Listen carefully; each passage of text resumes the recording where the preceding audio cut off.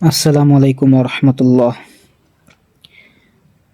আজকে ভিডিওটা করতেছি কারণ যে বাংলাদেশের যে বর্তমানে পরিস্থিতি, আপনারা দেখতে পাচ্ছেন যে একজন নেতা বাংলাদেশে আগমন করেছে এবং সেই প্রেক্ষাপটে নিউজ চ্যানেলগুলো, যারা গণমাধ্যম দেখবেন তারা দেখবেন সেই নেতার পা চাটা অলরেডি শুরু করে দিয়েছে।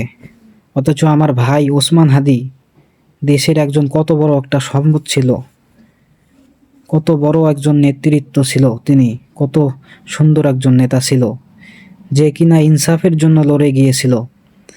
অথচ তার হত্যাকাণ্ডের একটি নিউজও পাবলিশড হতে আপনারা দেখেন নাই। কিন্তু ভাই, আপনারা মনে রাখবেন, একদিন আপনাদেরও এর জবাব দিতে হবে পরকালে আল্লাহর কাছে। আমার যে ভাই মারা গিয়েছে, আল্লাহ তাহে কবুল করে নিক, জান্নাতের উঁচু মাকাম দান করুক। আসলে কিছু বলার নেই, কারণ এমন একটা দেশে আমরা বসবাস করি যেখানে মানুষের জীবনের কোনো নিরাপত্তা নেই। একজন এসে হঠাৎ আমাদের গুলি করে চলে গেল এবং তার কোনো বিচার হলো না।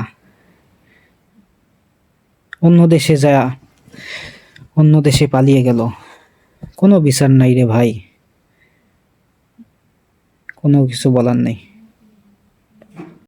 তাই গণমাধ্যমেরা যাই করুক, আমরা যারা কন্টেন্ট ক্রিয়েটর রয়েছি, আমার সাবস্ক্রাইবার খুবই কম, কিন্তু আমি আপনাদের বলবো, আপনারা যারা ফেসবুক চালান বা কন্টেন্ট ক্রিয়েশন করেন, আপনারা সবাই হ্যাশট্যাগ ব্যবহার করুন আমার হাদি ভাইয়ের হত্যার বিচারের জন্য। সবাই